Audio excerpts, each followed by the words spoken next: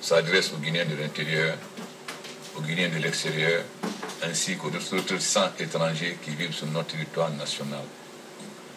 Je souhaite que l'année 2014 soit pour nous tous une source de bonheur et de prospérité. Je formule aussi le vœu sincère qu'elle marque également la consolidation d'une société fraternelle et apaisée dans notre pays. Aujourd'hui, notre unité nationale et notre cohésion nationale demeurent indispensables pour faire face aux multiples défis auxquels est confronté notre pays et que nous nous efforçons sans relâche de surmonter.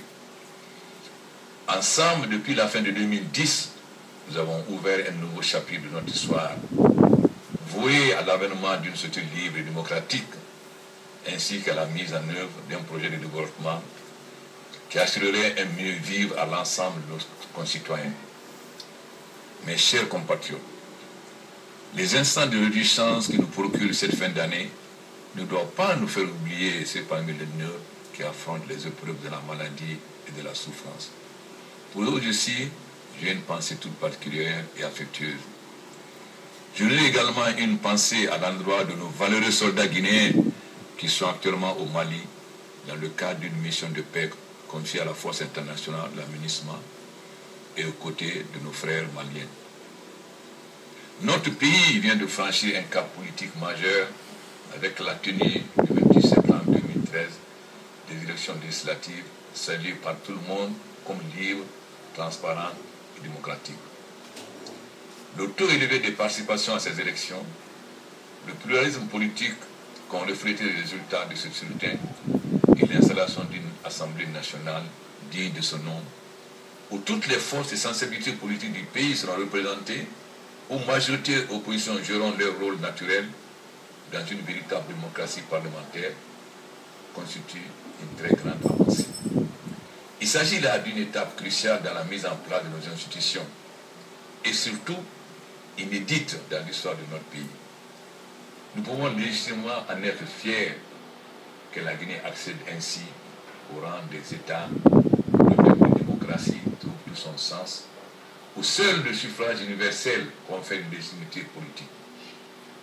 Le scrutin législatif a permis aux électeurs d'exprimer un vote citoyen transcendant les clivages ethniques, régionaux ou religieux qui ont, dans un passé récent, mis en péril l'unité nationale. Cette évolution politique marquante s'inscrit dans le projet de construction d'une Guinée où l'état de droit sera la règle, où les aspirations de l'ensemble des populations seront prises en compte par l'État et le gouvernement, où chaque citoyen trouvera sa juste place dans la société. C'est cet objectif conduisant à l'avènement d'une Guinée moderne au service de tous que je m'étais fixé dès la fin de 2010, qui est en voie de réalisation.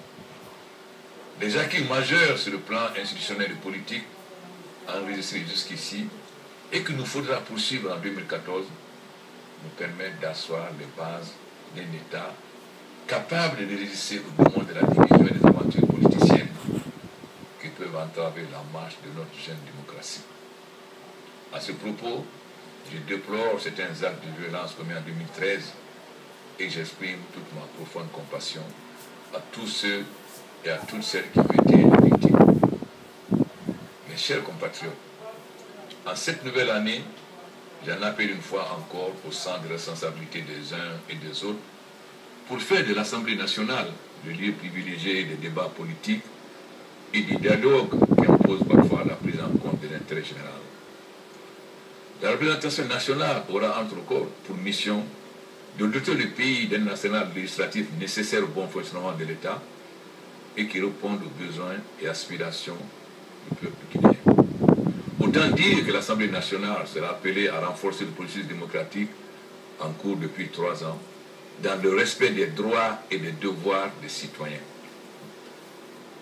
Mes chers compatriotes, depuis près de 2 années et demie, et au prix d'une gestion économique rigoureuse et vertueuse, la Guinée a retrouvé toute la confiance de la communauté financière internationale et des bailleurs de fonds en général.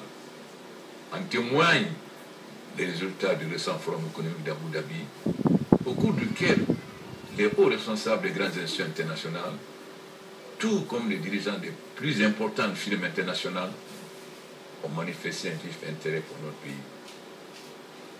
Cette rencontre a ainsi permis la mobilisation de plus de 6 milliards de dollars d'investissement direct au profit de notre économie.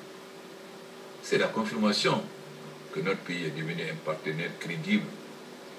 À cette occasion, j'ai ressenti une grande fierté de présider aux destinées d'un pays qui est en mesure d'offrir aux investisseurs internationaux toutes les garanties de crédibilité, tant au niveau de sa signature que de la compétence de ses responsables politiques et économiques. C'est le lieu d'ailleurs de saluer les gros efforts déployés par les ministères des Finances et du Budget pour redresser la situation budgétaire de notre pays et assurer un suivi constant de l'exécution du budget national à travers des procédures les plus strictes et plus transparentes. La rigueur affichée par ces deux départements ministériels est le signe de notre volonté de nous doter d'une administration moderne, efficace, soucieuse de la qualité du service public et de l'intérêt général. La confiance dont jouit désormais la Guinée auprès de ses partenaires internationaux est le fruit de l'établissement des principaux équilibres macroéconomiques. S'il faut aujourd'hui se réjouir de nos performances économiques, il est utile de rappeler que notre pays vient de loin. Ainsi, le budget budgétaire était de 13% en 2010 alors qu'il est aujourd'hui de 2%. Le taux d'inflation de 23% contre 12% en 2013.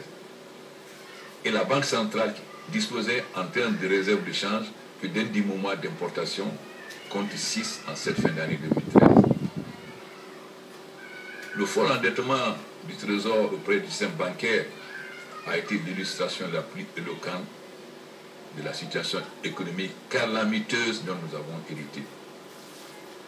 De 45 milliards de francs guinéens à la prise de pouvoir par l'armée en 1984, celui-ci est monté à 137 milliards en fin décembre 1999, à 274 milliards en 2001, pour cumuler à plus de 2000 milliards en 2006.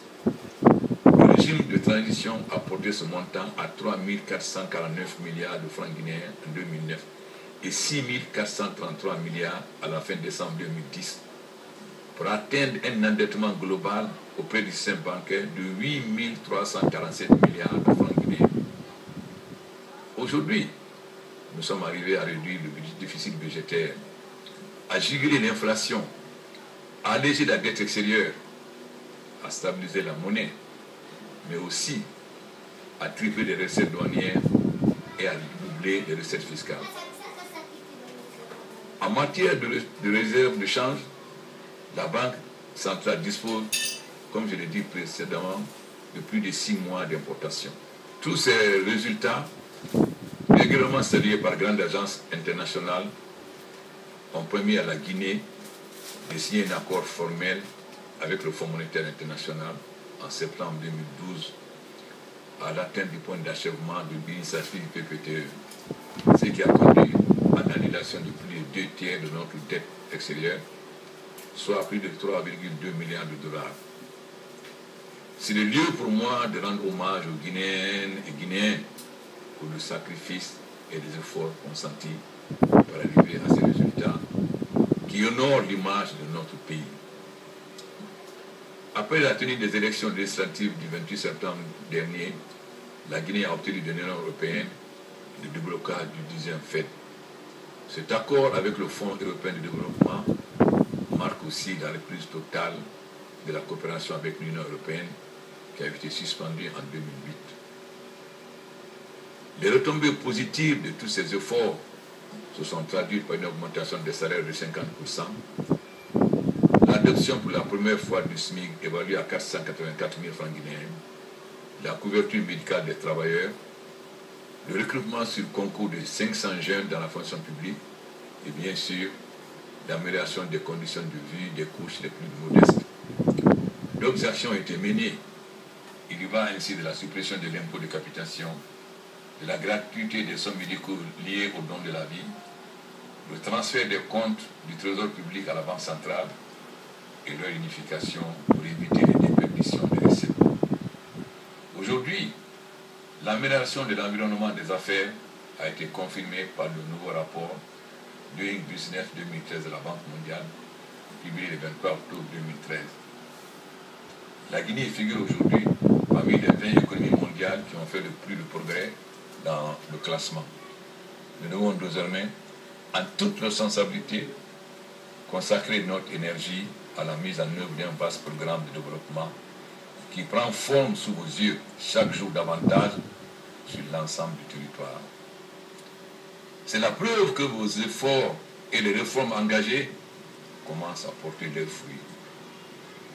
Mes chers compatriotes, c'est vrai que dans le souci de répondre à certains besoins légitimes, l'urgence a parfois prévalu dans la prise de certaines initiatives et décisions.